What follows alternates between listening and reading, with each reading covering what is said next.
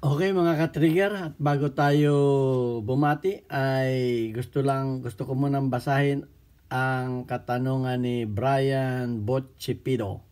Okay, sabi niya, "Good day sir, it's me again. Po, tanong ko lang po bakit kapag pinuto ko ang aking 1911 nag-hapkak imbis na mag-open hammer dahil ipinuto ko ng hapkak lang po." Okay, so yan, ang problema niya pag pumutok, nag-hapkak sa halip na na magpulkak, nakahapkak pagkatapos iputok. So yan. At bago natin na bigyan ng kasagutan yan ay gusto ko munang batiin ang lahat, lalo tigit ang mga OFW na isang mapagpalang araw. Saan man panig kayo ng mundo, dalangin ko tayo ay nasa mabuting kalagayan, wala tayong karamdaman. Ingatan natin ating mga kalusugan. At gusto ko rin magpasalamat sa ating 31,800 plus na mga subscriber. May napadagdag po sa ating 2,000. Welcome po kayo sa ating YouTube channel. At kung kayo may mga katanungan, tanong lang po ninyo at sasagutin natin yan sa abot ng ating malit na kaalaman.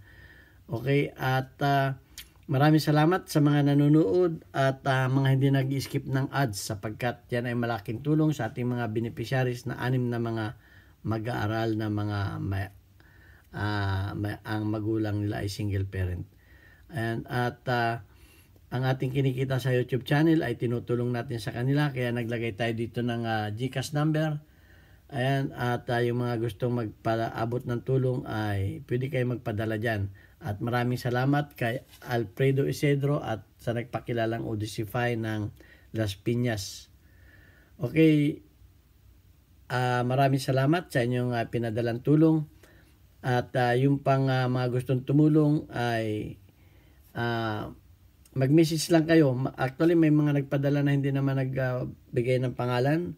Message ninyo para pasalamatan ko kayo. At yung mga gustong magpa-shoutout, gusto niyo i-shoutout ko kayo tuwing vlog ko, ay magpadala kayo. At at the same time nakatulong pa kayo. Ayan, maraming salamat sa inyo. Ayan, pupunta na tayo sa katanungan na kung saan ay bakit pagkatapos pumutok ay nakahapkak na. So, hindi na siya full auto, hindi na siya semi-auto, nakahapkak na. So, ayan, ang nagtanong ay si Brian Botchipido. Okay, ayan, at hindi ko na ipapakita sa inyo kung paano baklasin, sapagkat may video na tayo kung paano binaklas at kung paano binuo, paano langisan. Panoorin na lang ninyo, may part 1 at part 2. Okay, ang problema niyan ay sir, at saka itong lip spring yan. Okay, at may tumatawag din dito na fork spring. Okay, so ayan, ang may ginawa na akong chart nito, baka hindi niyo masyadong maintindihan. So ganito yan, ganito ang ano niyan. Ito yung hapkak niya, diyan siya nakasabit. Pag yan ay nagpulkak ay dito. Okay. So ang isang problema niyan pagka itong lip spring niya ay malalay, ibig sabihin ay itong spring niya ay hindi masyadong nakatulak dito, hindi niya masyadong naitulak ito. So ito ay nakaatras. Okay, nakaatras siya.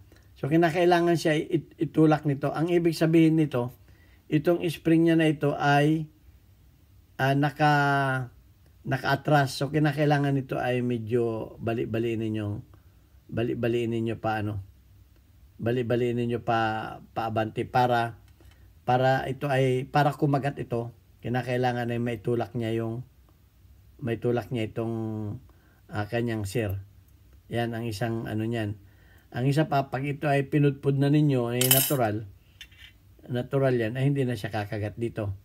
So kaya dapat siya ay nakaganyan ang itsura niya. Okay, ang isa pa, baka naman itong parte na to ay napudpud na, ay magpapalit na kayo ng hammer niyan. So ang isa ko lang nakikita diyan ay ito. Kasi yung iba, pinapalambot yung trigger nila. So pag pinalambot yung trigger, ang ginagawa ito, binabalik pa atras. So pag binali ninyo paatras yan, hindi na niya maitutulak ito. Hindi na niya maitutulak ito. So ang nangyayari niyan,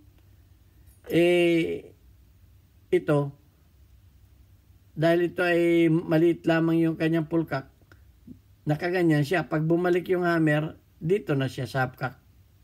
Ang makukuha lang niya yung hapkak, makakats niya yung hapkak. Hindi na. Kasi dapat siya nakaganyan siya. Gaganon siya. Magkadikit yan, ganyan. Yan. Para pag pumutok, nakaganyan siya. Ayan. Ayan lamang ang nakikita ko niyan. Ang isa pa, pagka ito ay napudpud na, hindi na niya ito matutulak. Hindi na niya ito matutulak pa ng sagad. Ang makukuha lamang, hindi na ito hihiga. Kumbaga, hindi na ito hihiga ng ganyan. Kasi dadaan dito yung slide niya Dadaan dito yung slide niya. Yung slide niya, dadaan dito pa ganyan. So, pagka ito ay binawasan ninyo, hindi na siya hihiga ng sagad. Ang makukuha na lang niya yung hapkak. Hapkak na lang makukuha niya. Okay? Kasi hindi siya nakahiga ng sagad. Kung ito ay nabawasan na, napudpud na to. Ibabaw na ito. Kinakailangan nito ay humiga ng sagad na sagad para makuha siya ng kanyang sear. Ayun, yun lang ang nakikita ko dito. At ang kalimitan nga ito, ang kalimitan lang na nakikita ko ay itong tuning ng leaf spring. Palagi ko sinasabi kasi maraming nagtatanong. Sana pinapanood ninyo yung mga videos ko bago kayo magtanong kasi paulit-ulit na lang itong tanong na to, paulit-ulit na itong problema na to. Paulit-ulit ko na rin sinasagot. Baka naman naumay na sa kasasagot ko yung iba nating mga viewers. So, ayan. So, yun lang ang gusto kong iparating sa inyo. At kung meron pa kayong nalalaman, limitado lang ating kalaman. Minsan may nakakalimutan din tayo, hindi natin nalala. Dahil pag ako gumawa ng videos, hindi ako gumagawa ng kung ano lang yung masabi ko at malaala ko, yun na lang. Minsan sa edad natin, makakalimutin na tayo. Baka tayo may nakalimutan, ipalaala lang ninyo at please comment below. Ayan, ito ang inyong Pinoy Firearms Instructor. Sana may natutunan kayo sa maiksi natin video.